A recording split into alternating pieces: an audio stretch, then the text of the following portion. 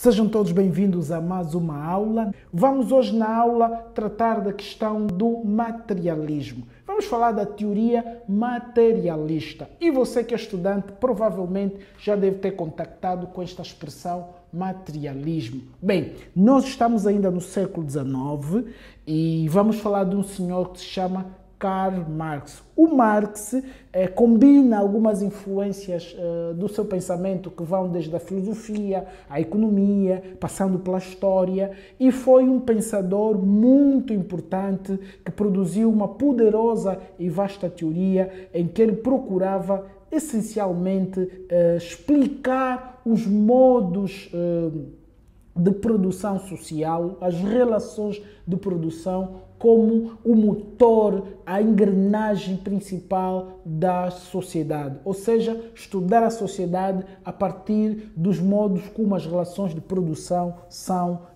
configuradas. Ele tinha, de facto, muito interesse em estudar a ação dos indivíduos e entendia que a ação dos indivíduos não seria consequência das suas ideias, crenças ou valor, o que equivaleria ao idealismo. Ele entendia que eram, na verdade, os modos de pensar, uma espécie de reflexo das práticas dos indivíduos que resultavam, sobretudo, das suas condições de existência, né? Das suas condições materiais. É como nós vivemos que determina como pensamos e não como pensamos que determina como vivemos. É o que Marx pensava naquela altura lá, ainda no finalzinho do século XIX. Bem, hoje, você que ouve muito coaching, você que ouve muito vídeo, muito podcast motivacional, vê muito vídeo motivacional, provavelmente deve estar a entrar aqui em parafuso, em contradição, porque o que se diz normalmente é o que você pensa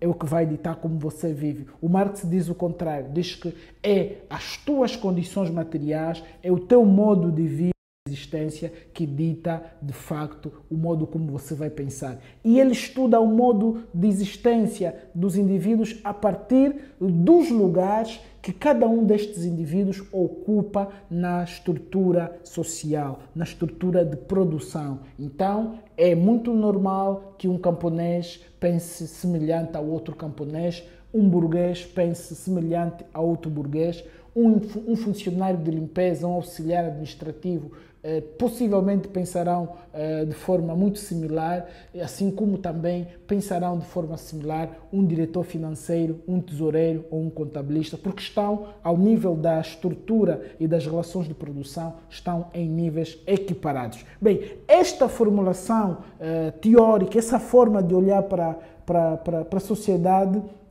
está muito interligada também com outros valores que nós já estudamos lá com Durkheim, como é a questão da anomia, a questão da norma. E o Marx tem um interesse muito grande em observar as formas como as lutas de classe são desenvolvidas e como é que elas são elaboradas e são integradas de forma a mover a história. Ele próprio chegou a afirmar, a dado momento, que a luta da história, tanto da evolução das sociedades, não é mais do que uma luta de classes. Bem, na Europa havia-se já alcançado, na altura, o sistema capitalista, que estava cada vez mais a ocupar a produção teórica dos pensadores na altura, e o próprio Marx procurou, de facto, numa visão que hoje é entendida como muito simplista e por isso foi rebatida e de certa forma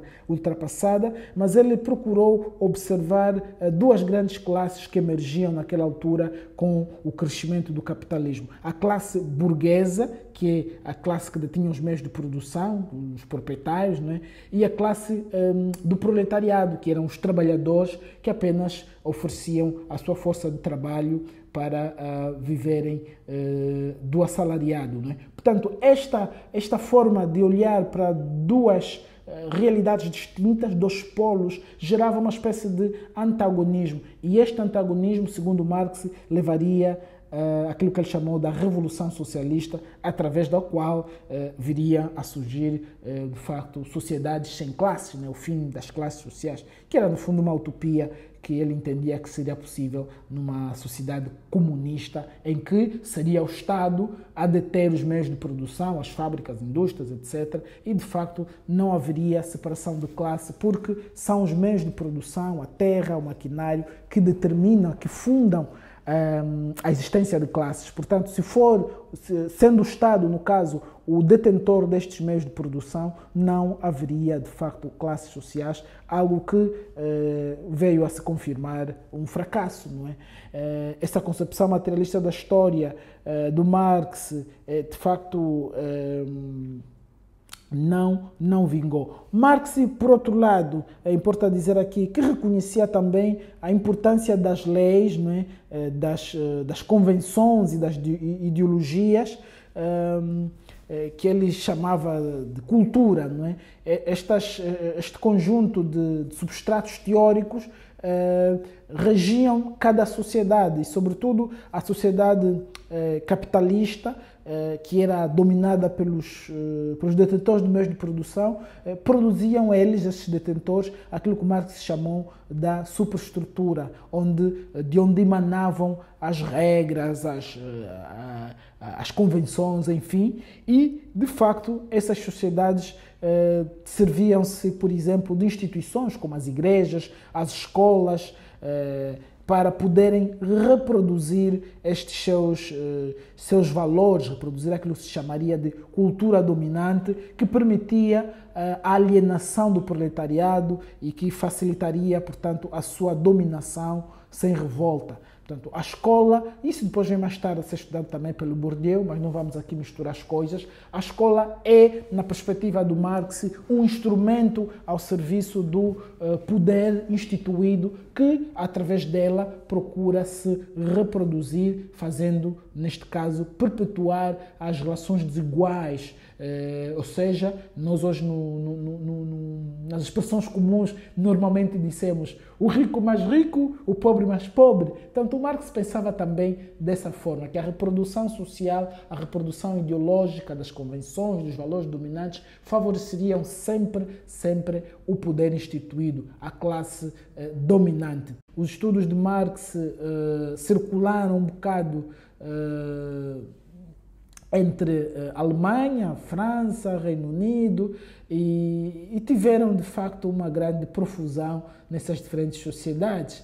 Ele teve um destaque muito grande porque era um grande observador das sociedades do seu tempo.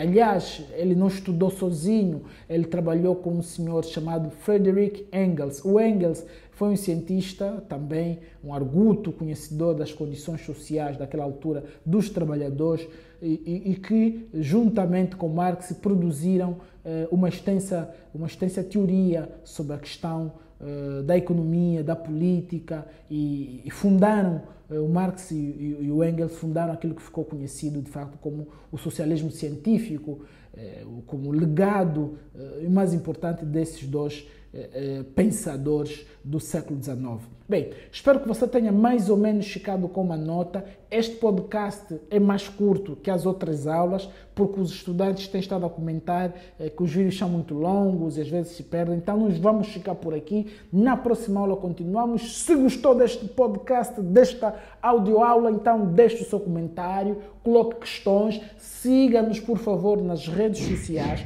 no LinkedIn, no Facebook, no Instagram, sempre Professor Mbangula. Você me encontra lá com Professor Mbangula Katuma, prof.Mbangula Katuma, Prof. Mbangula Katuma, você me encontra nas redes sociais, então siga-me lá, deixe o seu comentário, por favor, partilhe este vídeo com seus colegas, com seus amigos, com seus estudantes, para que de facto o canal possa crescer. Se não está aqui a acompanhar no YouTube, então, se não é inscrito, inscreva-se. Se já é inscrito, então coloque um like, comente, partilhe o vídeo e vamos nessa. Bons estudos e saudações acadêmicas. Até a próxima!